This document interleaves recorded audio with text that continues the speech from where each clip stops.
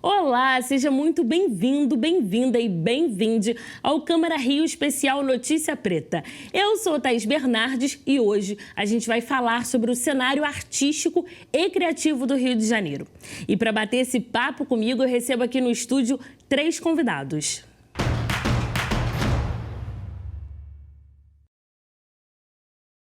E a nossa primeira convidada é a Juliana Bonifácio. Ela é designer de interiores e fundadora do Ateliê Bonifácio, que é um espaço multiuso que reúne moda, cultura, ancestralidade e arte. Seja muito bem-vinda, Juliana. Muito obrigada, Thaís. E eu recebo também o artista visual, arte educador e grafiteiro Pandro Noban. O trabalho do Pandro aborda temas ligados à sua ancestralidade e à sua vivência nos terreiros de religiões de matriz africana. Seja muito bem-vindo, Pandro. Obrigado, Thaís. Também temos o prazer em receber o ator e diretor Reinaldo Júnior. O Reinaldo já atuou em mais de 20 produções, entre filmes, séries e produções para TV. Tem em seu currículo mais de 30 espetáculos teatrais e dezenas de premiações. Seja muito bem-vindo, Reinaldo. Obrigado, Thaís. Arte, cultura e criatividade parecem construir o modo de vida da gente carioca, né? E a produção artística e cultural do Rio sempre teve uma característica que é a diversidade, mas abraçando artistas de todo o país e de diferentes formas de expressão. Hoje não é diferente. A gente vai conhecer agora um pouquinho do trabalho de cada um dos nossos convidados.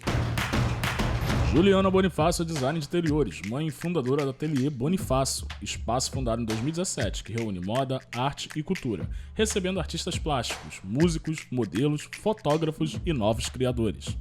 Desde dezembro de 2021, Juliana e uma equipe de quase 40 pessoas executam a reforma de um casarão de quase 200 anos no bairro de Santa Teresa, que carrega parte do seu ativismo, com muitas mulheres trabalhando, a valorização de todos os profissionais envolvidos e sua ancestralidade. Outro nome que ganha cada vez mais notoriedade no cenário cultural do Rio de Janeiro é do artista visual Pandro Noban. Foi em 1998, no bairro da Penha, subúrbio do Rio de Janeiro, que iniciou sua caminhada no grafite, de forma autodidata. Pandro Noban dedica parte do seu tempo em trabalhos ligados à arte educacional. Ao longo de sua trajetória, também atuou como instrutor de grafite em escolas públicas, projetos sociais e dentro de instituições de medidas socioeducativas. Seu trabalho aborda temas ligados à sua ancestralidade e vivência com religiões de matriz afro-brasileira. E atualmente, o artista pinta telas e objetos que são geralmente utilizados em cultos em terreiros, como pratos de barros e esteiras de palha. Em 2019, Pandro customizou camisas das Musas da Mangueira, em um enredo que homenageou heróis populares que tiveram atos importantes omitidos ao longo da história. Cria de Mesquita na Baixada Fluminense, Reinaldo tem sido um dos nomes cada vez mais presentes no cenário artístico nacional. Participou do elenco da série Falas Negras e marca presença na novela Vai na Fé, onde interpreta o DJ Beré, um DJ especializado no funk dos anos 90. Reinaldo foi indicado ao Prêmio Shell 2023 de melhor ator pelo espetáculo teatral Grande Dia e é um dos protagonistas da série Cinema de Enredo no canal Prime Box Brasil. A gente viu um pouquinho da história aqui de cada um de vocês e eu começo esse papo por você, Pandro. A partir de quando você começou muito novo, né, no grafite, e qual foi o momento que você entendeu que o que você fazia era arte e, além disso, que era uma arte transformadora? Primeiramente, eu agradeço, né, por esse convite, estar aqui, muito importante, falar um pouco da minha vivência. Foi tudo de forma muito intuitiva, né? Muito natural. Eu já fazia parte das ruas através do funk, né? A cultura funk era muito presente. Eu sou cria da Penha. E aí o grafite surgiu aí, nesse meio tempo, meio que como uma salvação, ali, como um respiro. Eu não sabia nem o que significava a palavra grafite. Para a gente era tudo mais o lance da pichação mesmo. Mas como eu já desenhava, eu usei esse lance da cultura do grafite, né? Para fazer ali unir o útil ao agradável, estar nas ruas, fazendo um trabalho artístico, mesmo sem saber, que era muito intuitivamente, ainda tinha todas as questões da marginalidade, né, que a polícia via a arte de rua como marginalidade, e tinha toda essa problemática, mas eu consegui aí nesse tempo resistir a essas questões, essas problemáticas que a rua oferecia e até chegar hoje assim e ter esse conhecimento que a importância que o grafite tem socialmente falando, né? Porque o grafite acaba sendo uma arte mais democrática, né? Por estar na rua e as pessoas poderem ter acesso diretamente. E aí você traz essa fala da arte estar na rua e essa relação, muitas vezes, que vem com a marginalidade. A sua fala me faz pensar justamente nessa geografia, até na questão das ruas, porque algo que está na rua, na Baixada Fluminense, na Zona Norte, na Zona Sul, algo que está na rua muitas vezes não é visto da mesma forma por estar na rua. E aí eu trago essa pergunta para o Reinaldo, porque você é da Baixada Fluminense. Como que você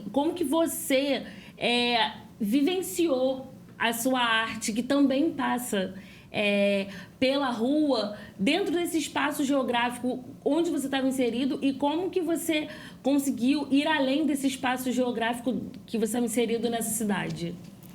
Bom, eu sou um artista múltiplo, né? E meu primeiro contato com a arte foi a partir de 3 meninos na minha rua, na Baixada Fluminense, na rua Henrique Lussac, que é a rua que finca, né? Que finda, né? Que finca, na verdade, né? O candomblé na Baixada Fluminense, onde teve o primeiro terreiro de candomblé da Baixada Fluminense. Então, de uma forma muito intuitiva, a arte entrou na minha vida a partir da cultura local. E a cultura, para mim, está ligado ao comer, ao que você ouve, ao como você se veste, né? Um conjunto de valores, né? E de essência que a gente vai carregando. Então, a partir disso, eu via 3 meninos na minha rua jogando capoeira, que era o Zé, o Nuno e o Feijão. E ali abriu um portal, né? Quando eu tinha 15 anos, mais ou menos, eu fui fazer teatro em Nova Iguaçu, no Projeto Fama, que é uma escola de arte que existe até hoje, fábrica de atores e materiais artísticos. Ali eu conheci pessoas que me mostraram um universo para além da Baixada, né? Eu conheci o Wilson França, que me falou sobre a Cidade de Deus. Então, dali, eu começo a atravessar a cidade, a sair do meu território para começar a visualizar arte em outros territórios, né? Então, eu passei pela Cidade de Deus, fiquei um bom tempo na Cia Tumulto até chegar no centro da cidade. E tem uma coisa muito interessante que nos impede de trazer a nossa arte para os grandes centros, e que, na via de mão dupla, nos impede de produzir a nossa arte no território, que é a linha do trem, né? A linha do trem é um divisor, né? Então, eu comecei a entender que, a partir da linha do trem, eu poderia democratizar a minha arte e levá-la para outros territórios. Então, quando eu comecei a vir para o centro do Rio, eu comecei a vir de trem, que é como a gente já vinha há muito tempo, e dentro do trem eu comecei a fazer arte. Então, ali eu comecei a expandir a minha arte para o centro da cidade, a partir da arte de rua, e sem perder a minha essência, né? Então, eu sempre tive essa imagem desses 3 meninos dessa rua de Mesquita para conseguir levar a minha arte para outros lugares, para além do que já estava sendo esperado. E por isso que eu levo sempre um bordão, né? Mesquita no mundo, e não de Mesquita para o mundo. Porque aonde eu estiver, Mesquita vai estar, porque eu sou Mesquita, porque eu faço parte daquela cultura. Esse movimento que você está falando de trazer a Baixada através, né, pelo trem para o centro, eu vejo muito como um movimento, na verdade, de retorno ao centro, e não de vinda ao centro. Porque quando a gente pensa na história do Rio de Janeiro, a gente tinha ali no século XIX, né, milhares de escravizados, a gente tem aqui o Cais do Valão, que moravam na cidade do Rio de Janeiro e que viviam aqui, que tinham terreiros aqui, tinha terreiro ali onde tem, na região da Central do Brasil, tinham diversos terreiros, por exemplo, que eram espaços, além de prática da religião, também da nossa cultura. Então, teve com a reforma de Pereira Passos, a gente sabe o que aconteceu, né? Eles derrubaram o Morro do Castelo e empurrou a população negra para a Baixada e para a Zona Norte, e a gente foi junto para lá com a nossa cultura. Então, esse movimento de vocês, eu vejo muito como um movimento de eu tô voltando. Essa região do centro, ela sempre foi minha. E isso linka muito com o Ateliê Bonifácio, que é um espaço de cultura no centro do Rio de Janeiro. Uma região onde a gente estava ali no início do século XIX, no início do século XX, século XIX também, mas de uma outra posição. E você entende, Juliana, o Ateliê Bonifácio, porque eu vejo assim, eu não sei se você, quando fundadora, pensou nisso quando idealizou até mesmo o espaço, que é aqui na Rua do Senado, no centro do Rio, como um lugar de retorno de onde tiraram a gente. A gente retorna com a nossa moda, a gente retorna com a nossa arte, com a nossa cultura. Principalmente com o território, né? Assim, sempre nos foi negado, né? Acesso aos lugares que não nos pertencia. Então, assim, durante um tempo, né? Morei na rua durante um tempo.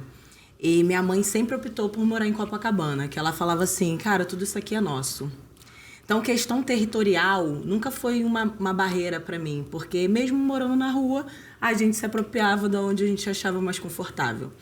Quando eu decidi montar o Ateliê Bonifácio, foi porque eu senti uma grande necessidade de ter voz. E eu olhava ao meu redor e todas as coisas lindas que eu apreciava, todos os artistas que eu admirava, todo mundo estava sempre longe e sempre dependendo de alguma coisa para poder acessar o centro da cidade. O centro da cidade, para mim, trabalhei muito tempo na LERJ, era um lugar que as pessoas pretas vinham para trabalhar, como garis, como empregadas domésticas e tal. E eu nunca vi um espaço preto aqui que tivesse arte, que tivesse cultura, que tivesse moda. E eu falei assim, sabe de uma coisa? Eu vou abrir a sala da minha casa e vou criar um espaço nosso. Então, quando eu abro a Ateliê Bonifácio, foi para afirmar que todo lugar é nosso, sabe? Tiraram a gente do nosso território, tiraram a gente do nosso território África, né? Trouxeram a gente para cá e a gente ficou vagando. E aí, hoje não. Hoje a gente tem voz, assim, através dos nossos movimentos. Então, quando eu chego no Ateliê Bonifácio, foi para as pessoas todas as pessoas se sentirem em casa dentro de um espaço comum. Então, todo mundo que chega lá tem alguma coisa, alguma identificação com aquele território, sabe? É minha mãe cozinhando, é a mãe dos nossos amigos, são os nossos amigos que passam lá, são os lançamentos que a gente faz, é tudo que a gente acredita num só lugar, sabe? Então, foi isso, foi para afirmar que a gente pode, sim, se conectar com todos os espaços, porque tudo é nosso, sabe? Sim. E aí eu vou fazer uma pergunta para os três, na verdade, porque, coincidentemente ou não coincidentemente, nós somos 4 pessoas aqui que têm, né, uma orientação, digamos, para as religiões de matriz africana, ou que entendemos minimamente. Cada um aqui faz a sua arte. E como que vocês veem a importância de vocês usarem, e aí eu começo com o Pandro, que esse é muito seu trabalho, de você usar a sua arte também para levar para as pessoas que não conhecem o que é uma religião de matriz africana e que é essa história, esse resgate. Como que cada um de vocês faz isso na sua arte? Então, eu costumo dizer que a minha arte, meu trabalho é um resgate, né? Um resgate ancestral, é um resgate da minha história e de quem, né? Das pessoas que vieram antes, né? Porque pra gente estar aqui, tiveram muitas pessoas que vieram antes, né? Que lutaram para que eu possa hoje fazer o meu trabalho. Então, eu tenho isso esse trabalho artístico como um resgate, além de resgate, um protesto, uma forma de protesto, uma forma de luta, né? Tendo em vista todas as problemáticas que a gente vive hoje em dia ainda, né? Com racismo religioso, com preconceito, né? Eu moro perto de uma área que ao redor tem comunidades que são controladas por uma facção que se diz o Exército de Cristo, né? E já passei por algumas represárias na rua. Então, as pinturas em tela, em objetos de barro que a gente usa no dia a dia das vivências de terreiro, na nossa cultura, vem mesmo para reafirmar, para mostrar para o mundo, para as pessoas que também não fazem parte da cultura de terreiro, né? Um pouco da nossa vivência, né? Um pouco da nossa essência, o que a gente vive, né? O Rei já tinha falado sobre a alimentação, sobre a comida, né? A comida de terreiro, o dia a dia, o sentar na mesa, o sentar ao chão, sabe? Para comer, para dividir aquela comida, as vestimentas, os fios de conta. Então, tudo isso passa pelas nossas vivências. Então, eu tento mostrar isso um pouco, né? A gente sabe que o universo de terreiro é muito vasto, então a gente acaba só mostrando o que pode ser mostrado, né? Existem muitas coisas por trás. Então, eu uso o meu trabalho para reafirmar a nossa cultura. E você, Rei? Bom,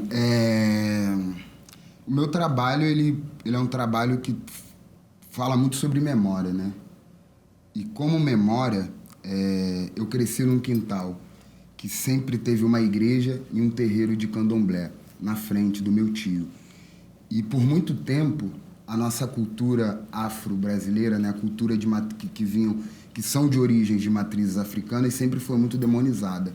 A partir do momento em que eu conheço a cultura afro-brasileira, a partir do momento em que eu tenho contato e que entendo que o dono de todos os caminhos é Exu e Exu não é diabo, eu retorno para a minha essência de forma plena, íntegra, e acredito que isso não esteja desassociado à minha arte. Então, a minha arte é sobre comunicação, é sobre comunicar. E não é só sobre comunicar com a boca, mas é sobre comunicar com todos aqueles meios de comunicação que a nossa cultura nos permite. E Exu é o dono da comunicação. E quando eu entendo que ele não é diabo, para mim foi a virada de chave. Ju? Para mim foi pela experiência, a experiência do candomblé sempre me salvou. Eu sempre comi do candomblé, sempre vivi a experiência do candomblé e fui abraçada pelos orixás. Eu sou uma pessoa extremamente agradecida, assim, grata pelos orixás na minha vida. E se não fosse eles, eu estaria também na rua. O ateliê, ele veio num roncó, sabe? Com uma experiência que eu tive com Oxóssi, que falou para mim que eu sairia da Alerj, que eu teria um espaço que era meu, que lá eu daria oportunidade para outras pessoas crescerem. Então, faz todo sentido sendo filha de um caçador, sendo filha de Oxóssi, né? Oxóssi é um guerreiro de uma flecha só, ele caçava e levava para a aldeia. Então, estar no Ateliê Bonifácio me permite me conectar com a minha ancestralidade de uma maneira muito linda, sabe? Através das mais velhas que circulam lá, dos meus amigos que eu admiro. Então, eu estou sempre em contato com essa comunidade que faz com que meu trabalho cresça e que a gente consiga também prosperar. Então, eu acho que orixá, para mim, é vida, é filosofia de vida, tá? O que eu acredito, é o que eu respiro. Eu acordo saudando o meu ori. Então, o Ateliê Bonifácio é uma criação. Então, veio do meu ori. E por isso que é um terreiro que as pessoas se sentem à vontade para comer, para subir, para poder fazer a sua arte.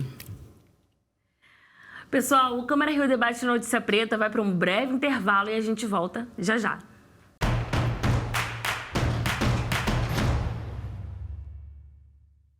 O Câmara Rio Debate Especial Notícia Preta está de volta e hoje a gente está falando sobre o cenário artístico e criativo do Rio de Janeiro. Aqui comigo no estúdio a gente tem a designer de interiores Juliana Bonifácio, o artista Pandro Noban e o ator-diretor Reinaldo Júnior. Esse bloco, gente, queria que a gente trouxesse aqui um papo sobre o que é arte. Porque muitas vezes a gente aprende na escola, muitas vezes, tipo, sei lá, Da Vinci é um artista, e parece que são coisas tão distantes da gente, sabe? E aqui eu tô com 3 artistas, cada um dentro da sua especialidade, e é muito próximo da gente a arte, mas muitas vezes ela é colocada como algo muito distante que alguém de um outro continente fez e criou, assim. Então eu queria ouvir de vocês, começando por você, Pandro, o que é arte? Como que você entende a sua arte? Como que você compartilha da sua arte?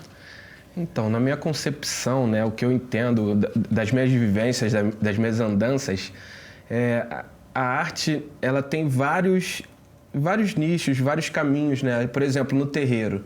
A arte de terreiro. Todo terreiro tem arte, né? Desde das guias que uma IKED faz no terreiro, a pintura nos barros, geralmente terreiro tem pintura nas paredes, os atabaques, os enfeites, as amarrações de pano que tem, nas ruas, né, nos bares, assim, a conversa de botequim, o lance do improviso, da galera cantando no botequim. A arte, a gente respira a arte, né, em todos os lugares, nos subúrbios, nas favelas, nas ruas, né, a senhora que pinta o pano de prato, que faz o seu artesanato. Então, existe uma gama aí de arte que não são reconhecidas, né, nas instituições, mas que traz a vivência daquele povo, traz a cultura, né, daquele lugar, das periferias, né? Então, a arte vai para muito além do que está só dentro do museu, né? Hoje em dia, eu fiz esse caminho, né, de vir da rua, e hoje em dia eu estou expondo, estou participando de algumas exposições, né, que é importante também para outras pessoas acessarem, e fazendo também esse resgate de levar as pessoas da minha comunidade para o museu também, né? Porque é um espaço nosso que a gente precisa acessar. Então, a arte aí é uma coisa que é diversa. Hoje você está no museu, você está em estampa de roupa de marcas conhecidas, né? Você fez esse movimento, tipo, a arte não é só o que está no museu, mas também é o que está. E aí você traz a sua arte para esse espaço, ocupa esse espaço também. Exatamente. É um pouco de resgate mesmo, né? Porque, assim, eu faço na rua, né? Eu ministro oficinas de grafite na minha comunidade, né? Tenho essa troca com a molecada, com as crianças. Então, eu passo tudo que eu aprendi na minha caminhada para eles. Porém, também tem essa parte, né, de resgatar também os espaços, de estar também nos espaços, de tomar conta desses espaços que já eram nossos, né? Por exemplo, o Museu de Arte do Rio, né? Tô expondo lá, e é um espaço ali que a gente conta, né, da pequena África ali, né, todas essas questões. Então, é muito importante pessoalmente para mim, eu acho também né, que eu acabo atingindo as pessoas, né, o povo de terreiro, né, que sempre, né, me dá um feedback sobre a importância do meu trabalho tá ocupando esses lugares. E para você, Rei? Nossa, essa pergunta é muito ampla, né? A arte Eu acho que o primeiro contato que a gente tem com a arte é na escola, né? E que normalmente vem de uma ideia europeia muito distante, onde a gente não consegue acessar e tal. E no contraponto tem o grafite, né? Que chega nas escolas, tem, enfim, o break, a dança afro. E eu acho que tem uma questão que é muito relevante de falar sobre arte, é que a primeira ideia de arte que a gente tem, sobretudo as pessoas que são... Acho que todo mundo, na verdade, né? É a televisão. E a ideia que a gente tem de arte na televisão tá ligada a um drama muito burguês, a um drama branco. E aí a gente se distancia disso, né? Então, eu acredito que arte é tudo aquilo que a gente pode ver, que a gente pode tocar, que a gente pode sentir, refletir, se entreter. E é como se fosse uma moeda de troca, né? Quando a gente observa algo, contempla algo e aquilo traz um retorno afetivo, emocional, reflexivo pra gente, é arte. Só que a gente aprendeu que arte é aquilo que a gente vê na televisão. Então, a arte na minha vida, ela sempre esteve presente na minha vivência, como eu falei. Quando eu começo, eu vejo 3 meninos, jogadores de capoeira, saltando, e aquilo já me gerou algum tipo de reflexão, de sentimento, de vontade, de desejo. Então, eu entendo arte como ir na padaria comprar o pão, né? Por exemplo, a gente teve um movimento de pandemia agora e foi muito explícito, né, para toda a sociedade o que é arte. Por quê? Porque todo mundo ficou em casa e os artistas e os médicos foram as únicas frentes que não pararam, né? Então, quando a gente estava dentro de casa durante a pandemia, a gente tinha que ouvir uma música, a gente foi assistir um filme, a gente foi ler um livro, e tudo aquilo que a gente foi fazer durante a pandemia e que a gente não via como arte, é arte. Então, por isso, a arte é muito importante na nossa vida cotidiana, né? Muito importante como ir na padaria comprar pão, como ir ao médico, porque a arte, ela trabalha dentro do nosso corpo, dentro da nossa alma, dentro do nosso psicológico, e faz a gente construir um mundo melhor a partir da arte, independente de qual segmento for. A gente consegue construir e transformar o mundo a partir disso. Às vezes, um mundo duro, cruel, a gente consegue trazer um olhar, uma lupa da arte para conseguir trazer uma possibilidade de futuro melhor, assim. E nesse lugar de multiartista, eu tô aqui pensando, você transita muito dentro do que é a arte. Assim, a gente vê você no teatro, mas a gente vê você na televisão agora, né? Que que é muito importante também esse lugar. Eu queria que você trouxesse pra gente como que você transita dentro da arte como um todo e você chega na televisão em um personagem que é nosso, né? Que fala do funk dos anos 2000, do funk dos anos 90. Como que você transita aí na arte? Então, a minha primeira arte foi a arte marcial, né? Eu sou graduado em kickbox e hoje eu pratico boxe por hobby, né? Já há algum tempo. E essa coisa de ser multiartista, eu acho que vem muito da ideia da cultura africana, né? Na cultura africana a gente não divide o que é canto, o que é dança.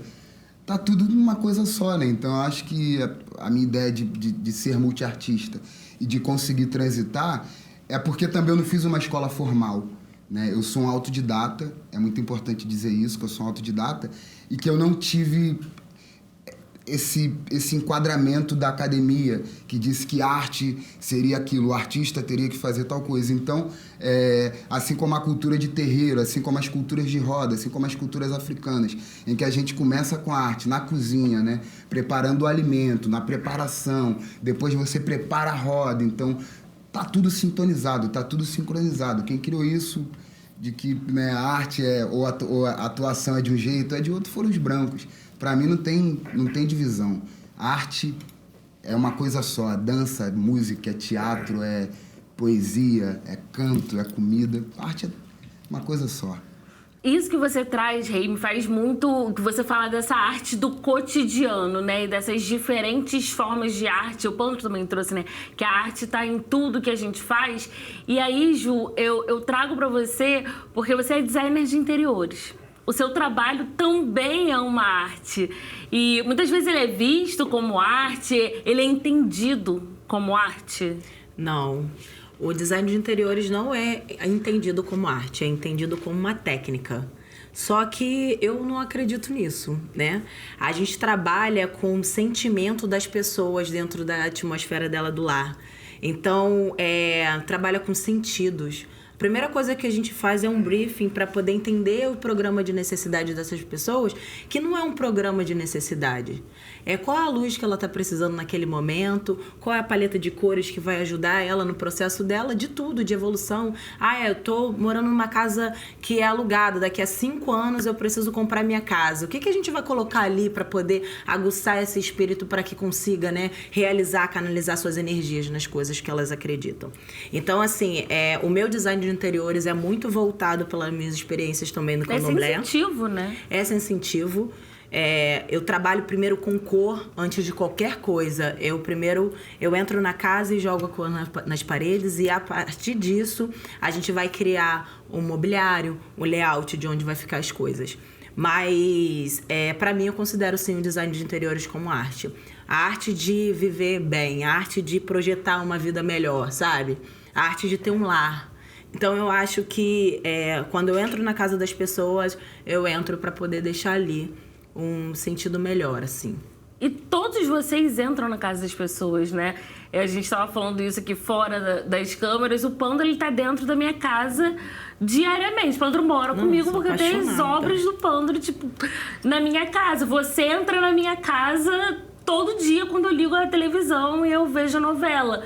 Vocês estão na casa das pessoas o tempo inteiro, a arte de vocês, né? Sim. Eu acho que o trabalho da Ju, para além de arte, também é um trabalho de curadoria, né? Porque eu acompanho, tem as escolhas, né, das obras de arte que vão estar nesses espaços, né? Então, além da arte em si, é a curadoria também que você faz, né? É um processo, assim, de identificação do que do que aquela pessoa ali tá precisando, assim. Agora eu tô acessando muito esse contato de ter pessoas pretas, né? Decorar a casa de pessoas pretas e tá sendo barato, porque agora eu posso comprar uma arte de candomblé. Agora eu posso contratar uma artesã para fazer um macramê e a gente simbolizar um orixá, por exemplo. E aí eu venho pra minha essência, sabe? Eu sou muito admiradora do trabalho deles. Porque, assim, o Pandro, desde o primeiro momento que eu conheci a arte dele, foi assim: Juliana, você é designer de interiores, precisa conhecer a arte do Pandro. Eu nunca consegui comprar uma tela do Pandro para botar nos meus projetos. Comprei do seu irmão, mas não consegui comprar dele. Porque agora as pessoas estão entendendo da importância de ter arte em casa, né? Que pra mim, ter um objeto de arte em casa, eu sempre falo, não faço showroom, porque eu acho que a gente precisa ter arte, a gente precisa ter coisas pra sentir. E durante muito tempo, as pessoas que não tinham tanto poder aquisitivo, principalmente as pessoas pretas, achavam que adquirir uma obra de arte era uma coisa supérflua. Só que agora não, né? Isso tem se transformado graças a artistas como você. Então, eu acho também que o que o Rei falou sobre a pandemia, eu acho que a pandemia conseguiu trazer pra gente uma mudança, né? Uma perspectiva diferente da arte, né? Do consumir arte, né? Desse lance, assim, até que as pessoas acho que deram uma acalmada e conseguiram ter um tempo para assistir, para procurar. Eu acho que muitas pessoas me procuraram, né? Para falar sobre trabalho, para adquirir obras minhas durante a pandemia. Eu acho que isso foi um ponto importante também, né? Dessa questão que você tinha colocado. E como, assim, no seu trabalho, né?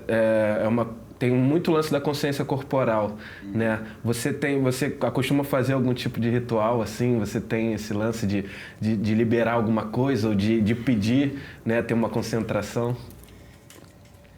Então, a atuação é um trabalho meio que de mago, assim, né? É um trabalho em que a gente meio que transita entre a vida e a morte. Quando a gente está atuando, a gente está trazendo vida para um corpo que não existia e está deixando o nosso próprio corpo de lado, a nossa própria essência de lado. Então, cara, tem sim todo um alinhamento espiritual. Eu acho que é um pouco impossível da gente conseguir viver um personagem sem estar alinhado. Mesmo intuitivamente tem algum alinhamento espiritual, mas eu pratico boxe, cara. Boxe, ele entrou na minha vida muito cedo e fiquei um tempo sem fazer, e hoje o meu grande ritual é o boxe, assim. Então, todo momento que eu tenho vago, eu treino boxe. Eu também tenho um projeto chamado Black Ninja, né? Que é um projeto de autodefesa, onde eu comecei me inserindo na comunidade, trazendo uma consciência de autodefesa, mas a partir disso, para a molecada, mas a partir disso também uma consciência racial, uma consciência de direitos e tal. E, é muito interessante, porque a gente estava falando exatamente sobre a pandemia nos bastidores, né? E o quanto que a arte visual, o quanto que aquilo que a gente pode ver, eu acho que o teatro ainda é um pouco subjetivo, né? As pessoas... Não, eu acho que o teatro é muito inspirador, assim. Por exemplo, o Grande Dia, gente, quando eu fui assistir, eu sempre vou pensando no cenário. E na iluminação, né? Quero pensar... Cara, o Grande Dia foi muito impactante pra mim, porque ele se comunicava com o cenário, com a iluminação, e tudo fazia parte dele, né? E, assim, foi uma peça que me emocionou muito em assistir, assim, sabe? Quero assistir novamente, inclusive, porque, assim, ele incorpora o personagem de uma maneira muito... Ele é muito diferente, assim, a maneira que... Mas o Reinaldo é muito diferente. Sabe? É incrível, é uma coisa assim... E eu falo isso, gente, eu acho que tá tudo muito ligado, assim. Uma coisa depende da outra, né? Sim. Pra existir, assim, um todo. E foi muito bom, gente, bater esse papo com vocês e... A arte dos três tudo tá muito ligado, assim. Que bom que a gente conseguiu reunir. Vocês três, estou muito feliz. Muito obrigada a cada um. Obrigada, Ju, Pandro, Reinaldo. Eu adorei conversar sobre esse assunto com você de casa também. Eu agradeço a presença de todos, todas e todas aqui no programa. Obrigada pela audiência. E você também pode acompanhar o conteúdo deste programa e de muitos outros nos podcasts da Câmara na sua plataforma de áudio favorita. Veja também outras notícias nas nossas redes sociais em câmara.rio. O Câmara Rio Debate Especial Notícia Preta de hoje fica por aqui. Até a próxima. Tchau, tchau.